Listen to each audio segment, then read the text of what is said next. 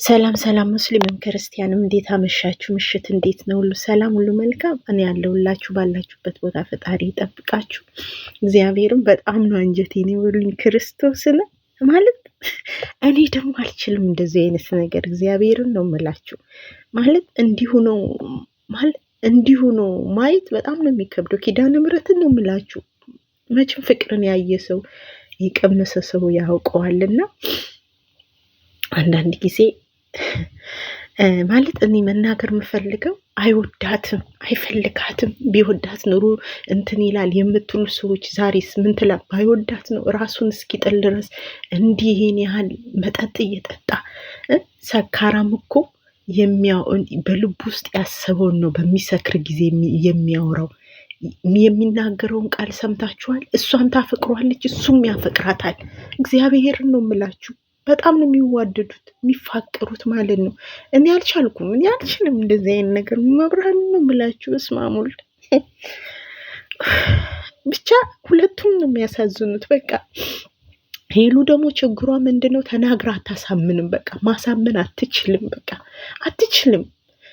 ረይን ያለ ራሱን እስኪ ሴት ጎርተዋለች እኮ በጣም ከባድ ስህተት ነው የፈጠረችው። ግን እንደዛም ሆኖ አልሸሻትም። ወደ እሷ ጋር ነው የመጣው። ማርያምን ፍቅር ማለት እንዲህ ነው።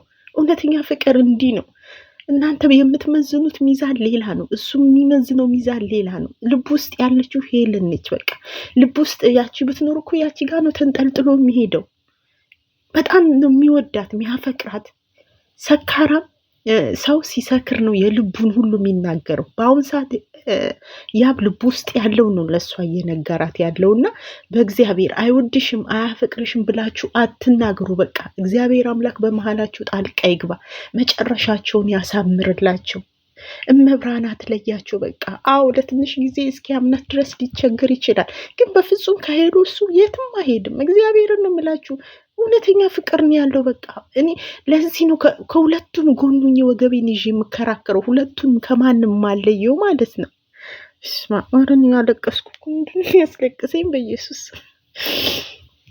ረመዳን ያደምዬ ወደ ራሴ መልሰኝና በጣም ነው ያለቀስኩት። ኪዳነ ምሕረትና በቃ እሱም ውስጡ ተጎድቷል። በጣም ውስጡ ተጎድቷል። በቃ ለህይወት ነው የሚፈልጋት፣ እንደሚያፈቅራት ያፈቅራታል፣ ይወዳታል።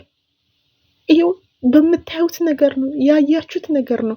አይወድሽም፣ አያፈቅርሽም፣ አይፈልግሽም የምትሉ ምን ይሰማችኋል? እሺ ዛሬስ ምን ብላችሁ ነው የምትወቅሱት?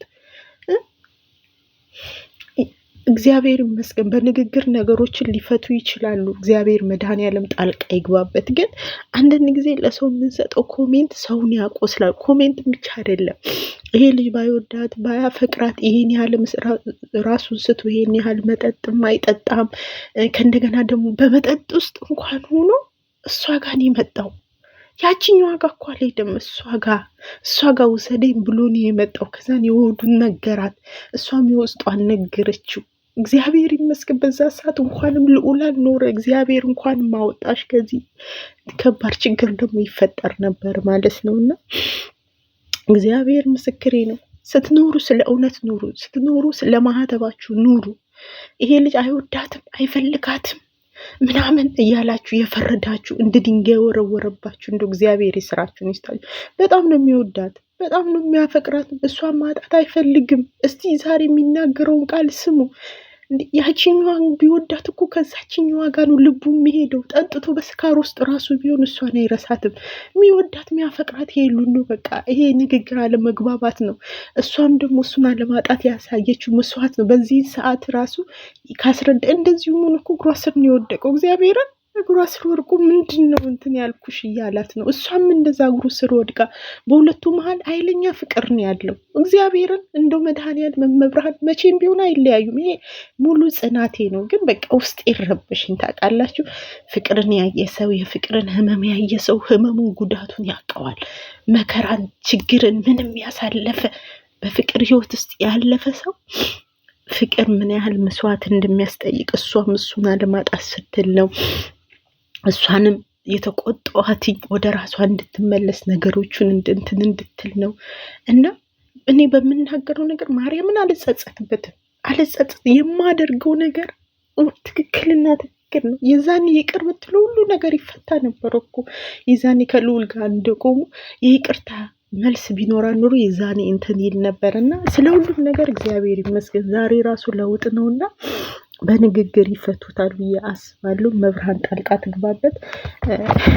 አሁን ራሱ ብትወልድለት ራሱ አይቆጫትም። በቃ አይተዋለች በቃ እና የልቡን በቃ ምን ያህል እንደሚወዳት ምን ያህል ለእሷ ቦታ እንዳለው አስረድቷል። በቃ የሰው ልጅ በልቡ ያሰበውን በስካር ሰዓት ያወጣዋል።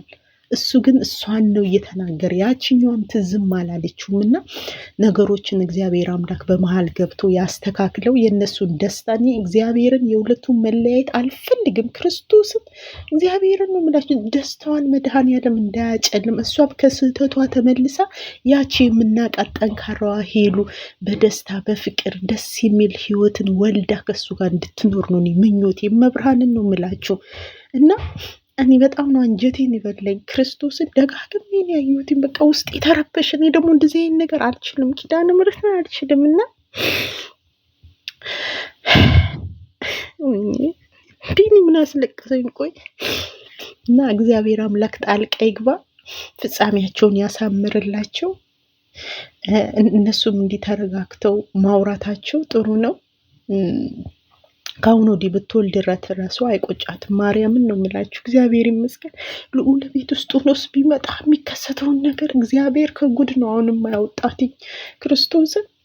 ያው ወንድሜ የሚከሰተውን ነገር አስቡት እና ስለ ሁሉም ነገር እግዚአብሔር ይመስገን። እግዚአብሔርን በምሰራው ነገር አልጸጸትበትም። ክርስቶስ በጣም ነው አንጀቴን ይበለኝ። መብርሃንን አንጀቴን በለኝ። በጣም ነው የሚወዳት። አይወደሽም አትበሏት። በጣም ነው የሚወዳት የሚያፈቅራት። እናንተ የምታዩት እላዩ ነው ልቡን፣ የልቡን መሻት እሱና እግዚአብሔር ያውቀዋል። ንጹሕ ልብ ቢፈልጋት ነው በስካር ሰዓት የሆዱን እያወጣ እየነገራት ያለው ማለት ነው። እና አይፈልግሽም እንዲህ ነው ብላችሁ አትጻፉ። እንደው ስለ እመብርሃን ክፉ ሰው አትሆኑ። ሁለቱ አንድ ላይ እንዲኖሩ መልካም ነገርን ጻፉ። እግዚአብሔር ደግሞ ያጣምራቸው አይለያቸውም ብዬ አስባለሁ። እኔ ሁሌ እላችኋለሁ ያብን ያመጣው ሰው ሳይሆን ራሱ መድኃኔዓለም ነው። ራሱ እግዚአብሔር ነው ያብን ወደ ሄሉ ያመጣው። እመብርሃን ምስክሬ ነው። እኔ በሙሉ ልቤ ነው ማምን። ሁሌ ነው የምላችሁ፣ ማንም አይለያቸውም። ማንም ራሱ እግዚአብሔር ፈቅዶ ነው ወደ እሷ ጋር ያመጣትና ለማንኛውም ደስ ብሎኛል። እንኳን ደስ አላችሁ። መልካም